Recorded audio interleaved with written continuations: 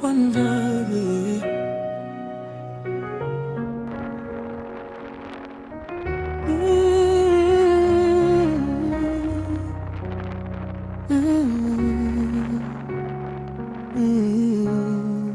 Nyakwanza bia nubo utuvuyemo ntuzigera wibagirana izina ryawe rizahora rituye mu mitima yacu. Twakundaga inseko yawe n'umutima wawe mwiza, wari urumuri rutazima mu buzima bwacu. Nubo uyu munsi amaso yacu yuzuye amarira, twibuka ibyiza byose watubereye umubi mwiza. Ugiye tukigukeneye cyane, ariko Imana yakugeye iruko ryiza. Tituzahwema kugusabira no kugukumbura. Nyakwanza bia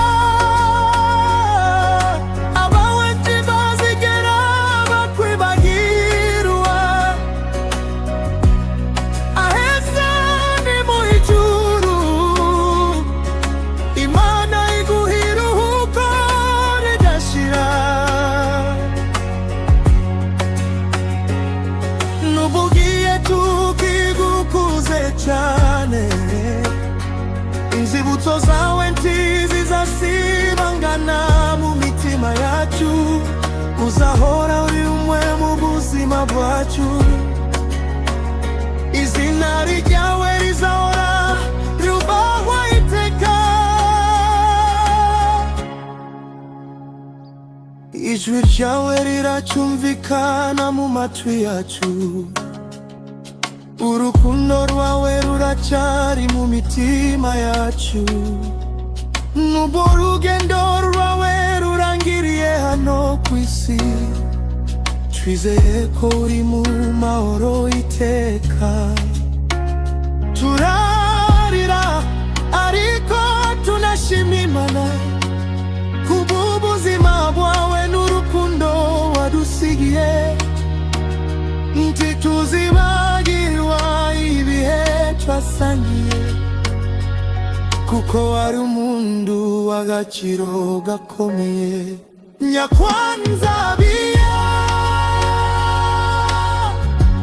urukire mu mahoro, aheza ni mu ijuru, aho abera baruhukira. Nubu umubiri wawe utagihaye, umutima wawe uzahora utuye muri twe. Inzibutso zawe ntizizasibangana, tuzahora tugukumbura iteka ryose.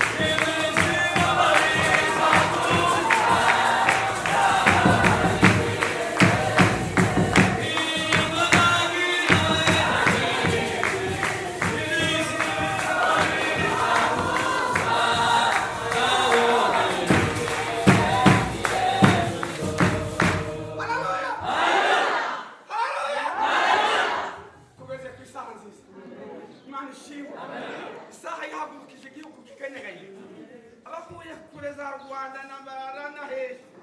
Haleluya. Niye yatuzanye. Imana ishimwe. Dusubire mu ivesi y'umugisha. Imana ishimwe. Iravuze ngo njyewe ndi umukristo. Haleluya. Ngwico iryo zina ngo ni ikintu cyohumuriza mu mutima wawe. Haleluya. Mukikanibagiza ibyago byose narafushije na uko nabaye ngo byose bikibagirana ngo kumva nduhura n'Umwami. Haleluya. Komera iyo vesa.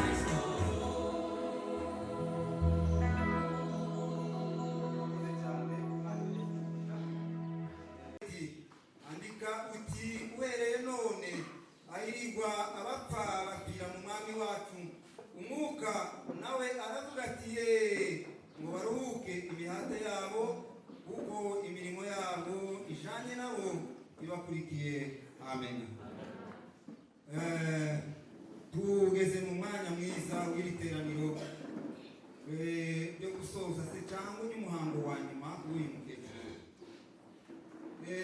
Uyu ni umuhango mwiza mu mihango yose yiwe itatu. Uyu ni umuhango wa nyuma kandi ni umuhango mwiza kuko yarangije neza. Kuko ijambo ry'Imana niko rivuze, biravuze ngo abanyamahirwe si abatunze, si abantu bize, ariko ijambo riravuze ngo ni abantu ngo bagenda bakiranuka, kandi ngo hahirwa ngo abapfa bapfira ngo mu mwami wabo. Ngo umwuka arikiriza aravuga ngo ye abo bantu ngo baruhuke imihate yabo, ngo kuko imirimo yabo bijanye nabo ngibaherekeje. Haleluya, haleluya. Rero uyu muntu mu mwanya mutoya turamuherekeza twese, ariko araja gusigarana n'imirimo yakoze. Abandi bose turagaruka, ariko kandi arasigarana n'imirimo yakoze akiri mw'isi. Niko twavuze ejo, kuko ubuhamya bw'umuntu butangirira hano mw'isi, bakavuga ngo naka zagenze gutya, yagenze gutya, yari umukiranutsi. Uyu muntu yari umukiranutsi, nicyo gituma tumuherekeje muri iri jambo rivuga ry'amahirwe y'abakiranukiye Imana. Tugeze mu mwanya wo kuza kwakirana nk'uko tubivuze, kugira ngo tuze kugera ku mwanya wo kuza kumva ijambo ry'Imana. Tubanje kwakira itorero ryose ry'ikomite riri hano, abavuye kure, abavuye Imbarara, abahano na Kivara. Ni ukuvuga ngo mwese abato n'abakuru uravuze ngo mwegere murakaze, Imana ibaheze umugisha. Mwagize neza uza guherekeza mwene data. Turi kumwe n'abandi bashitsi nabo turi kumwe hano. Ni ngombwa ngo nabo tubakire mu ijambo ry'Imana. Dukwiye kubakira mu ijambo ry'Imana. Reka tubanze twakire umuryango nyiri bwite wa nyakwigendera. Nimuduhagurukire aho muri kugira ngo tubabone. Turababonye. Cyambere ni Pole, kandi turavuze ngo mwegere twese ijambo ry'Imana ni ryacu, turyumvane twese, murakoze. Turi kumwe n'abantu ba hano na Kivara. Abantu bose ba hano na Kivara bashuguritse ubw'uyu murimo, ibo ni benshi baraturukandagira. Ariko nanone abantu ba Kivare aho muri muzamure amaboko yanyu kugira ngo iteraniro ribabone n'uyu murimo mwakoze. Ngaho na Kivare mwese mutuzamurira amaboko. Mugize neza, murakaze twumvane ijambo ry'Imana. Ijambo ry'Imana ni ryacu twese kugira ngo tubashe kuryumva. Turi kumwe n'abantu badutishije hano hantu. Abantu badutishije aha hantu. Icyo tuvuze tubanje gushima Imana, Imana ishima. Dushima Imana ku muteguro wayo, atari umuteguro w'abantu. Imana ishima. Uyu ni umuteguro w'Imana utarateguwe n'abantu, aho urarika abantu bangana gutya, ariko Imana yonyine iza yirarikira. Yari izi ko uyu munsi aya masaha tuzaba turaha ku birori bya mwene data. Rero kuri ibyo dushima Imana yabikoze, Imana ishima. Ubundi kandi tugiye kuvuga ubuzima bwa Kristo bwa nyakwigendera. Nyakwigendera yitwaga Abiya Nyakwanza, yavutse mu mwaka w'igihumbi 1948 ku Gataka muri teritwari ya Uvira mu gihugu cya Kongo. yashakanye n'uwitwa Sefania Ntakandi mu mwaka w'igihumbi 1968. Babyaranye abana batanu, abakobwa 3 n'abahungu 2. Mu mwaka w'igihumbi 1996 nyakwigendera aracagura, ubwo yahise aja mu murimo w'Imana ikabera, ubwo yabarizwaga mu itorero rya Methodiste Libre Muramvya. Muri ubwo rwego uwo mwaka 1996 habayeho intambara, abanyakabera bajanwa mu Rwanda Gitarama, ubwo nawe nyakwigendera yari abarimo, yajanye n'abandi. Nyakwigendera yakoze imirimo myinshi itandukanye, Imana ishimwe. Yakoze imirimo myinshi twabasha kwivuga mu minota 2, ariko reka tuyivuge mu ncamake. Nyakwigendera yakundaga gusenga cyane, yari umurwayi. Iyi minsi twamaranye hano gusa yari umurwayi, ariko kandi igihe yabaga yorohewe gahoro, mwagaza mubiraho cyangwa mukabona arashitse mu rusengero. Kandi ikindi kandi ntiyoyobewe gahunda z'amasengesho uko zoba bimeze kose. Imana ishimwe. Imana yari yaramuhaye ubwenge bwo gutahura. Hari igihe mwasohokaga muratangaza amasengesho, nyakwigendera muragera ko hanze ntanabariza aho ngaho, agakwega umuntu akamubaza ngo se harya mwabuze ngo muzasenga ryari. Imana ishimwe. Nyakwigendera yatangaga isadaka, ndavuga igice cya 10 yatangaga isadaka kuko bikwiriye. Yatangaga imicango yose y'ikanisa, twaranayivuze n'ejo. Hari igihe byageraga wenda niba ari amafaranga duciriye mu ikanisa, tukayatangaza mu ikanisa, twasohoka ukabona akweza umuntu akakubaza ngo ese harya amafaranga mwatangaje nangahe. Kandi kenshi twabaga tutamuciriye, ariko akakujana ku ruhande akakubwira ngo jewe ngaya ayanje. Hari akantu kamwe ubushize yankoreye, ubwo duherukana twaba dutegura igiterane twaciriye amafaranga, kuko iwe twarayavugaga uwo munsi tukavuga ngo mugende muyashake, iwe akayatanga uwo munsi. Noneho harayatanga uwo munsi ngo habe kukindi cyumweru twara twibutsa amafaranga twatangaje kuri cya cyumweru, mbona arankuruye arayampaye ngo ngaya ya mafaranga. Akamubwira ati amafaranga warayatanze ku cyumweru. Ubwo nta wundi muntu n'umwe wari watanga amafaranga, ariko niwe wayatangaga mbere kandi tutamuciriye kuko yari azi icyo ahakora. Imana ishimwe. Nyakwigendera yari yaritangiye umubyeyi witwa Ramu, abikanisa ryacu baramuzi, bari baturanye. Yari yaramwitangiye bagituye mu gihugu cya Kongo, akamujana mu giterane aho ariho hose. Yari yaramwitangiye, yari impfubyi wa mubyeyi, ariko afata uwo mukingi igihe cyose gishoboka. Imana ishimwe. Nyakwigendera yakoze imirimo nyinshi, yatanze amasadaka y'uburyo bwose ndetse n'ibitungo. Dusoza, hari ijambo umuyobozi wacu umwe nyine iwe tari hano yambwiye, arambwira ngo babaga mu itorero barivamo kubera amafuti yari aririmo. Noneho ngo araryama, amaze kuryama babona umuntu araje aramubwiye ngo ese ko wagiye ugasiga intama yanje. Imana ishimwe. Ese ni gute wasize intama yanje?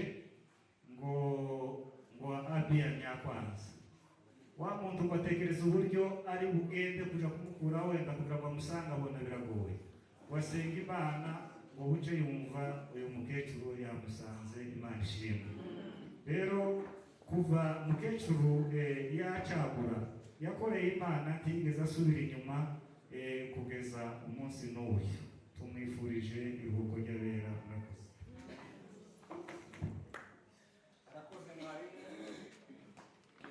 Nisho twari dukeneye, ndagira ngo mwese mwari mugikeneye kutumva.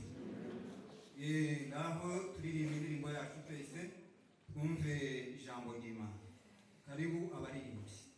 Maisha katika dunia ni kama kupanda na vuna, hapana katika mwili, hata kuna uharibifu. Tukitumikia Mwokozi, tutapata thawabu mbinguni.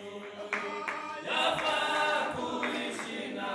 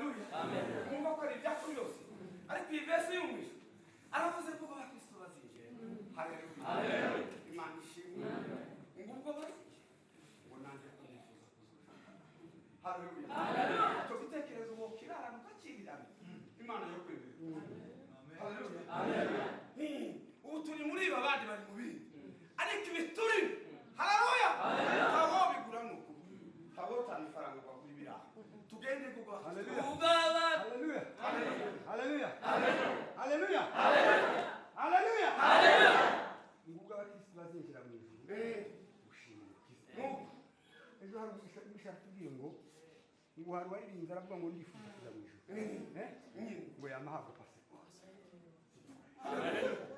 uwo munsi bimaze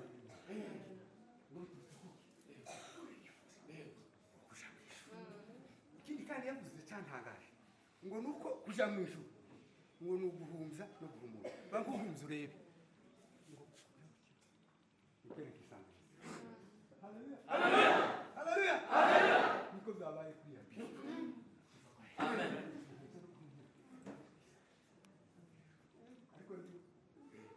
amen amen haleluya haleluya kwa neema kwa kabisa tumekubaliwa na Mungu kwa neema amen amen kuko ubuntu bwinshi busaga twemerewe kuko ubuntu bwinshi busaga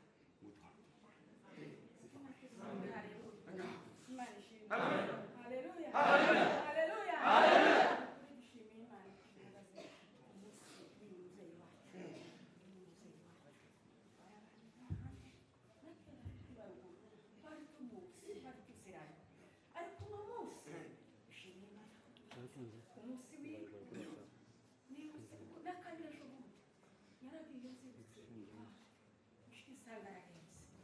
yinjira mu cyumba ndamusanga ata ngo tahayavuga wasiyarambiye mu cyaro ngo nyinjire ndamubwira ngo se wamenye haleluya haleluya ndamaye kukaneza kutabara binyinya kumenya ariko yeye ndiyageze yamangerera foto n'isi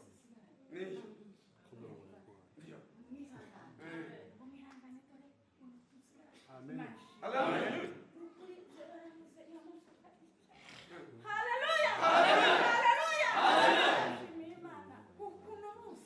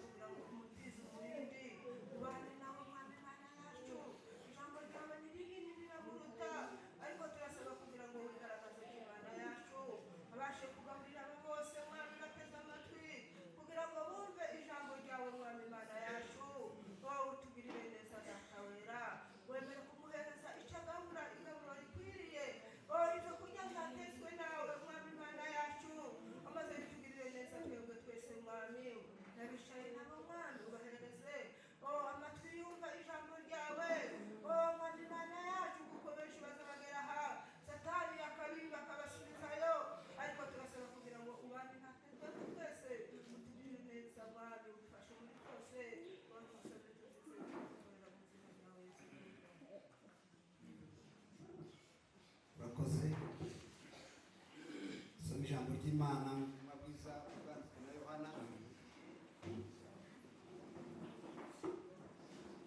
Ubutumwa bwiza bwanditswe na Yohana ibice 11 umurongo wa 21 sinzi niba pasiteri yadufasha gusoma. Turasoma nka 3 ariko hagufi 21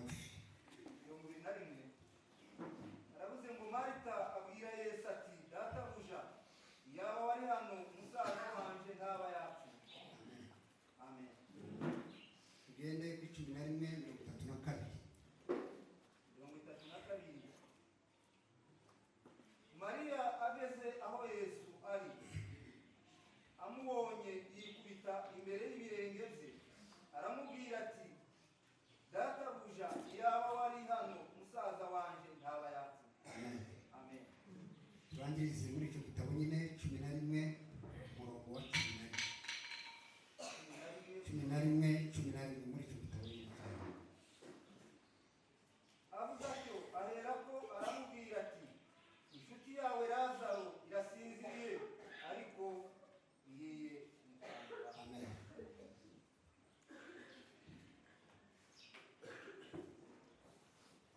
Urakoze cyane. Dushima Imana. Ibyo byose tubanza dushima Imana bwo kugera kuri uyu munsi mukuru w'uyu mubyeyi wacu. Kuri tutavuze birebire cyane, nanjye ndamuzi kandi yaradufashije mu buryo bwa kiyoga. Kenshi twakundaga kugera hano tugasanga ararwaye adashoboye kugera aho dusengera, ariko nanone twamusanga mu rugo iwe twagerayo tugasanga arakomeye kandi akishima. Haleluya. Amen. Akishima babaye cyane, yagiraga impano y'ibyishimo. Uheruka vuba aha ahubwo ngewe naramubwiye kenshi ko mbona ndetse noneho warabaye inkumi zageze numva ndanezerewe ko nabonaga ateye intambwe afite na morale nyinshi.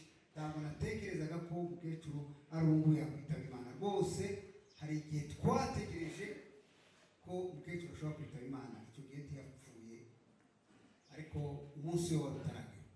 Umunsi we n'uyu dushimira Imana. Yaritondaga kandi mwabyumvise ni umuresikape mu Banyakabera, ariko yakomeje umuhamagaro aratuza, ntiyigeze ateza ikibazo umunsi umwe mu ikanisa. Tubishimira Imana. Haleluya. Natwe turamuhamije nk'abayobozi b'iterero. Dushimira Imana rero kuri iteraniro. Imana yaradufashije kubaza tugera hano kandi twazanye ibyishimo bya mukecuru byadukuye hano mu buryo bw'umwuka. Naranezerewe, narishimye ko umukecuru yitabye Imana. Imana imuhamagaye muri kino gihe. Ntabwo tuvuga byinshi. Ijambo ry'Imana twategereje kuganira ni ijambo turavuga hejuru y'urupfu rw'abizera. Haleluya. Haleluya. Tuba tunatinda cyane, abacu barabizi. Ushobora gutegereza wenda ukagira ngo ndavuga ibindi nk'abana nasoje, ariko turavuga bukeya hejuru y'urupfu rw'abakristo. Abakristo baza bapfa, abakristo baza basinzi.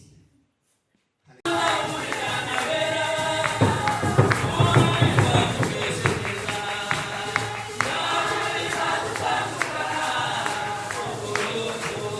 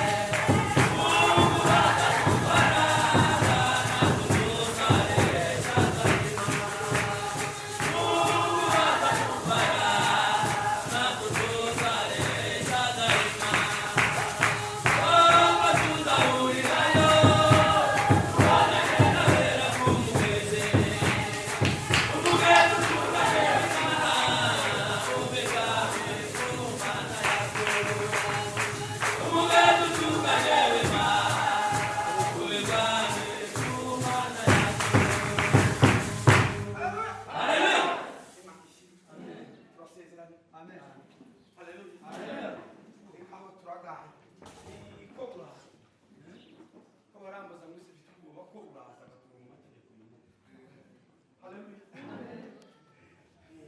ko buraza ejo twayibita ariko babaga bako baravuga bati none ugati gutinya haleluya naringize ngo dusubire kuri iyo Imana ishimwe ariko reka mbabwire akajambo ko bavuze ngo haracyari tureka bakira kwegera haleluya ngo hari uwabonye ngo agenda mu ijuru hagenda umusaza nk'uyu mukecuru warayibwiye niko batwigishije ngo iri iwacu hagenda umusaza yari umugabo ushaje baramuzanye iwacu yari umusaza ushaje akatubwira ngo yagiye guhindukira yamenye ngo ko yagiye haleluya ngasanga hahagaze agahungu k'agasore amen ko mwagira ngo uyu mukecuru aracyakundana nta kigonda haleluya ni agakobwa k'umuhungu ese twumva mu isi dushaje no mu ijuru tugasaza tukarigendera mu ikiwawe nga tworigendera mu iki ariko igihe kitujyana ngo tugendeyo ni ukugira ngo tuzoje guhinduka haleluya tukariwe haleluya nakuri Mungu atatukana haleluya iyo besi bakuruki imana ishimwe tuhimbaza tuvuga uko amaze gutanga haleluya haleluya haleluya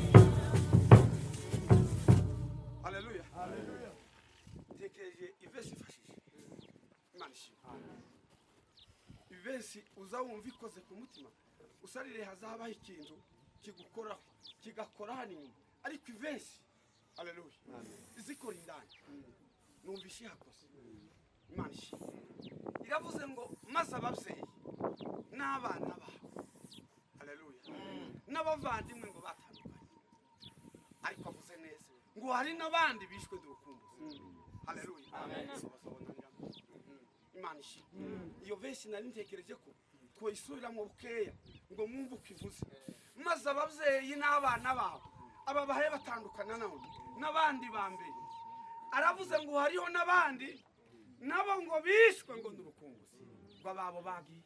Imana ishimwe. Amaze turangirize ku ivesi gusa. Ivesi ndatinze. Naringize ngo ndatinze. Haleluya. Turangirize mu ivesi ivuze ngo mbego ngo umunezero mwinshi cyane. Haleluya. Ngo kuko mwizuka tuzishima. Imana ishimwe. Ubwo ngo nibwo imva zose. Haleluya. Izizo aba n'abandi bambereye ngo imva zose ngo nibwo imva zose abazigiyemo bose ngo bazozuka. Imana ishimwe. Subira muri ayo mavesi duheze umwanya bawufite. Ngaho maze ababyeyi nabo ababyeyi n'abana babo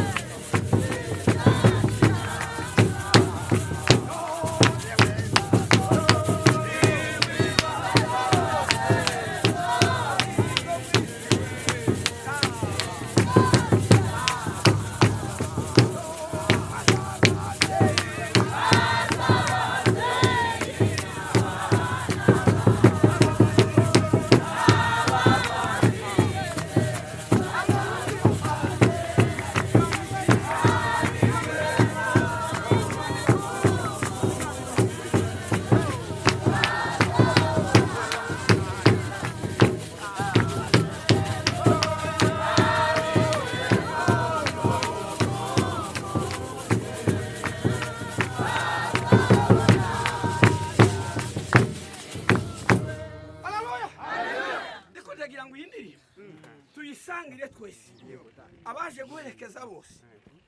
Haleluya.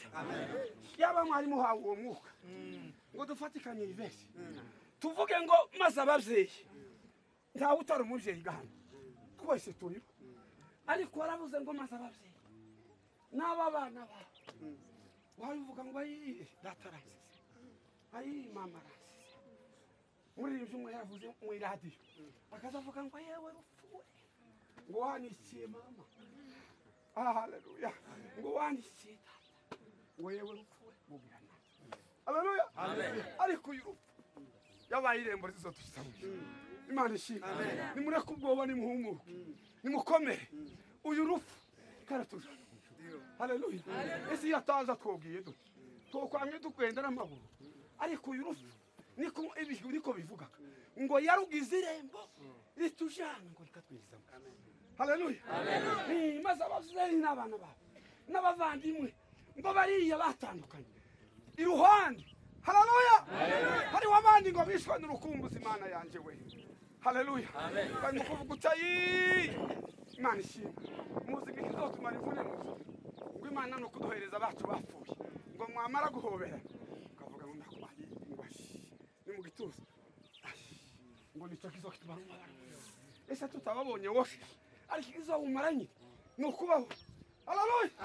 Turangirize muri ya verse twavuze nanone ngo mbega umunezero birakunzega, ibintu birakunze birabaye, mbega wa munezero, haleluya. Ngo kuko mwizuka tuzishimanaga n'abari, haleluya. Izo mva zose zizoba zarasana zaraduhaye abantu bacu. Imana ishimwe. Umukecuru tuzohoberana, Imana ishimwe. Umwana uzaza agatubwira ijambo akavuga ngo habe n'urusoro ngo rwavuye mu nda ya nyina, mubyumve noneho uko gatuvuza ijambo, haleluya. Ngo urusoro rwavuye mu nda ya nyina, urusoro rwavuye mu nda ya nyina, umwana rwa rusoro bazavuga ngo umugore yasutse ngo rwari urusoro, mukagira mu yari umuntu, ngo mwijuru uwo mwana azogutega, haleluya. Uwo mwana azoza kugutega ngo mama araje, nimbonesheje uwo mwana azogutega ngo mama na data, haleluya. Ngaho mazabye, haleluya, haleluya. Mugire hino tuziganira hano, Imana ishimwe. Hari umunsi igitaramo kizaba cyo guherekeza abagiye mu ijuru, ngo ari byo byose gamama mutegura famiye hayitegura ngo bazoje gukorera iri tuzabikora, tuzanezerwa, haleluya. Ubwo ngo mbega umunezero mwinshi, tuzishima cyane ubwo bw'imbazi bamaze abishwe mbega umunezero mwinshi cyane bakoko we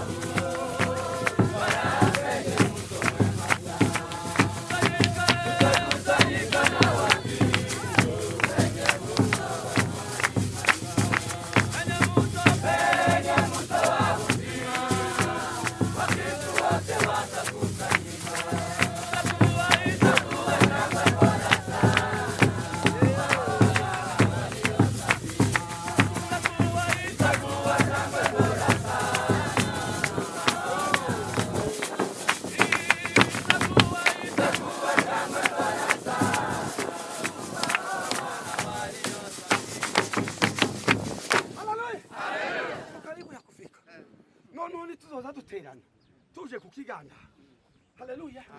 Tuza dutaha dusanga baraye munsi y'umwana kaho kaho hasigaye iminiti 20 ngo dushike. Haleluya. Kuko gaturi mu gutera tidusubire ngo duterane twese hagaterana bake ariko aravuze ngo tukariba muze nitwe dutandukana uzuvuga uti dusubiyeyo ariko nuba ndaye munsi y'amazu bucanire. Haleluya. Nakubona muto Imana ishimwe tuza tumiruka turuzi nta kindi kintu cyiza nta na kindi kidutumye duhera mu makanisa nuko tuzoja mu ese mu gitondo ababarivera bo tubwira bati byasibiye ko murumva twosura kuririmba ko kwa maduhera mu maso ari kigiye gituma mutubwira ngo ni mwinshi nuko mwahe mutubwira ngo tuzojayo. Haleluya. Amen. Tuzojayo. Imana ishimwe. Amen. Baza bavuga ngo nyabuhubya ngo igihagiye se ni gatongo ikirungu igihe ngo agiye baza bavuga ngo yamye ngo babona abamubona ngo yatarisha amaboko ngo abakristo bayicaye